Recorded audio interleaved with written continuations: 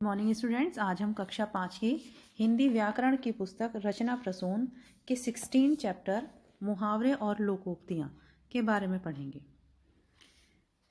सबसे पहले मुहावरे। जैसा कि आप जानते हैं कि जब कोई वाक्यांश सामान्य अर्थ को त्याग कर किसी विशेष अर्थ को प्रकट करे तो उसे मुहावरा कहते हैं। मुहावरे स्वतंत्र रूप से प्रयोग नहीं होते हैं, ये वाक्य में ही प्रयोग किए जाते हैं। जैसे उदाहरण दिया गया है, लगता है दाल में कुछ काला है। तो इस वाक्य में दाल में काला शब्द का अर्थ यह नहीं है कि दाल में काले रंग का कुछ गिर गया है। यहाँ इसका प्रयोग गड़बड़ होने का संकेत प्रकट करता है। तो इस प्रकार हम समझ सकते हैं कि मुहावरा अपने सामान्य अर्थ को त्याग कर एक विशेष अर्थ को बताता है।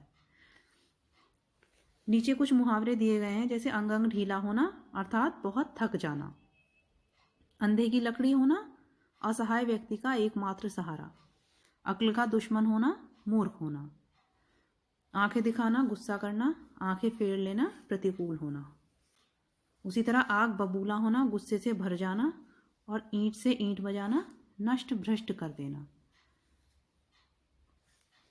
ईद का चांद होना कई दिन बाद दिखाई देना, काम तमाम करना मार डालना, खून पसीना एक करना बहुत मेहनत करना।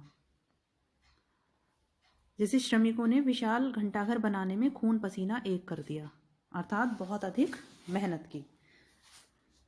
चिकना घड़ा कुछ भी असर ना होना, छठी का दूध याद आना, आयुष ने डॉक्टरी की पढ़ाई शुरू तो कर दी पर अब उसे छठी का दूध याद आ रहा है। इसका मतलब उसे बहुत अधिक कठिनाई का अनुभव हो रहा है। नमक मिर्च लगाना बढ़ा चढ़ाकर कहना, नाकों चने चबवाना बहुत परेशान करना, बाट देखना प्रतीक्षा करना, बाल बाल बचना बड़ी कठिनाई से बचना, लोहा लेना मुकाबला करना, हाथ मलना पछताना। पहले तो जानबूझकर गलती की, अब हाथ मलने से क्या लाभ। तो इन मुहावरों में आपने देखा कि इनका प्रयोग स्वतंत्र रूप से नहीं हुआ है, बल्कि इनका प्रयोग वाक्य में ही हुआ है। तो जो मुहावरे होते हैं वो स्वतंत्र रूप से प्रयोग नहीं होते, बल्कि वाक्यों में ही उनका प्रयोग किया जाता है। नेक्स्ट, लोकोक्तियाँ। यह शब्द दो शब्दों के योग से बना है, लोक प्लस उक्ति, अर्थात लोक में प्रचलित बातें या लोगों द्वारा कही गई बातें। लोकोक्ति को आम बोलचाल की भाषा में कहावतें भी कहा जाता है। इनमें हम प्राय लोक जीवन के अनुभवों की झांकी पाते हैं। जैसे एक पंथ दो काज, एक ही समय में दो काम करना। अर्पिता ने गर्मी की छुट्टियों में नानी के घर जाकर मौज भी उड़ाई और सिलाई भी सीख ली। इसे ही कहते हैं एक पंथ दो काज। तो जो लोकोक्तियाँ होती हैं वो स्वतंत्र होती हैं, इसके लिए वाक्य की आवश्यकता नहीं होती, अर्थात इसका प्रयोग वाक्य में नहीं किया जाता, बल्कि इन्हें स्वतंत्र रूप से भी बोला जा सकता है। जैसे अक्ल बड़ी या भैंस, शारीरिक बल की अपेक्षा बुद्धि बल श्रेष्ठ है। अब पछताए होत क्या जब चिड़िया चुग गई खेत, उस अवसर बीत जाने पर पछताना व्यर्थ है। आम के आम गुठलियों के दाम, दोहरा लाभ होना। उसी तरह आ बैल मुझे मार, स्वयं मुसीबत को बुलावा देना। एक अनार 100 बीमार, वस्तु एक चाहने वाले अनेक। एक ही थैली के चट्टे बट्टे, एक जैसा स्वभाव वाले। चिराग तले अंधेरा, अपनी बुराई न दिखाई देना। जिसकी लाठी उसकी भैंस, शक्तिशाली की जीत होती है। सांच को आँच नहीं, सच्चे को डरने की कोई ज़रूरत नहीं होती। जब तुमने कुछ चुराया ही नहीं तो भयभीत क्यों हो, क्या तुम्हें पता नहीं कि सांच को आँच नहीं होती। तो अब आप समझ गए होंगे कि लोकोक्तियाँ स्वतंत्र होती हैं, लेकिन मुहावरे वाक्य का ही एक अंग बन जाते हैं। तो इस पाठ में आपने सीखा कि वाक्य का वह अंश जो विशेष अर्थ देता है मुहावरा कहलाता है। प्रत्येक मुहावरे का अर्थ निश्चित होता है। मुहावरे के प्रयोग से भाषा अधिक प्रभावशाली बन जाती है। लोकोक्ति लोक में प्रचलित स्वतंत्र वाक्य होती है। अब इस पाठ से संबंधित प्रश्नों के उत्तर। सबसे पहले मौखिक प्रश्न, मुहावरा किसे कहते हैं। तो इसके लिए आप स्मरण रखने योग्य बिंदु का पहला पार्ट, फर्स्ट लाइन, वाक्य का वह अंश जो विशेष अर्थ देता है मुहावरा कहलाता है। इसके आंसर में आप ये लिखेंगे, लोकोक्ति का क्या अर्थ है? तो लोकोक्ति लोक में प्रचलित स्वतंत्र वाक्य होती है। मुहावरे व लोकोक्ति में क्या अंतर है? इसका आंसर है मुहावरे वाक्यांश होते हैं जिसका प्रयोग वाक्य के साथ किया जाता है, जबकि लोकोक्ति का प्रयोग स्वतंत्र रूप से किया जाता है। नेक्स्ट, निम्नलिखित मुहावरों का अर्थ लिखकर वाक्यों में प्रयोग कीजिए। आँख का तारा होना, बहुत प्यारा होना। अक्ल का दुश्मन होना, मूर्ख होना।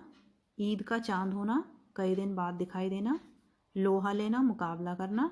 नानी याद आना, बहुत परेशानी अनुभव करना। तो इन मुहावरों के अर्थ आपको वीडियो में दिए जा रहे हैं और इनसे आप वाक्य स्वयं बनाएंगे। वाक्य बनाते समय आप ध्यान रखेंगे कि आप मुहावरे का अर्थ नहीं बल्कि मुहावरे का प्रयोग वाक्य में करेंगे। जैसे प्रत्येक अपने माता पिता की आंखों का तारा होता है। थर्ड एक्सरसाइज, नीचे क वर्ग में मुहावरे तथा ख वर्ग में उनके अर्थ दिए गए हैं। मुहावरों के सामने सही अर्थ लिखिए।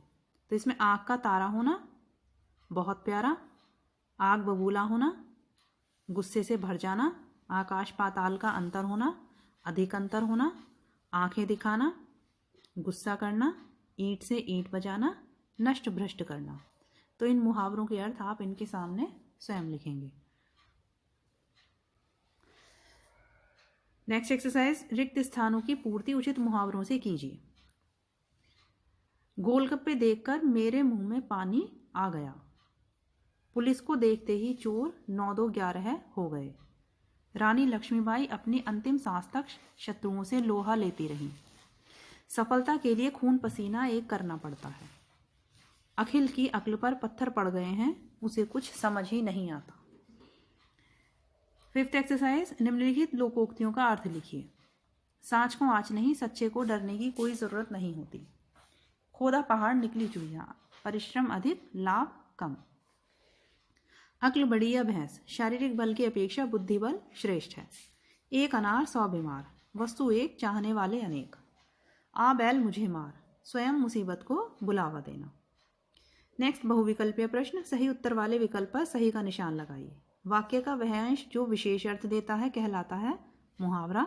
एक अनार 100 बीमार है लोकोक्ति। नेक्स्ट, रचनात्मक गतिविधियां। 2 ऐसी लोकोक्तियां लिखिए जिनमें जानवरों के नाम आते हों। तो अक्ल बड़ी या भैंस, आ बैल मुझे मार। नेक्स्ट, शरीर के अंगों से संबंधित 4 मुहावरे लिखिए। आंखों का तारा होना, हाथ मलना, नाकों चने चबवाना और मुंह में पानी आना। इसमें लेसन नंबर 18 और लेसन नंबर 19 भी आएगा। लेसन नंबर 18 है कहानी लेखन और लेसन नंबर 19 है निबंध लेखन। तो कहानी लेखन में जो कहानियाँ आपकी पुस्तक में दी गई हैं आप वही कहानियाँ याद करेंगे, जो एक्सरसाइज में दी गई हैं उन्हें आप नहीं लिखेंगे। और निबंध लेखन में भी जो निबंध आपकी पुस्तक में दिए गए हैं अभ्यास के रूप में उन्हीं निबंध को आप याद करेंगे। जो लास्ट में एक्सरसाइज दी गई है उन निबंध को आप छोड़ देंगे। Thank you.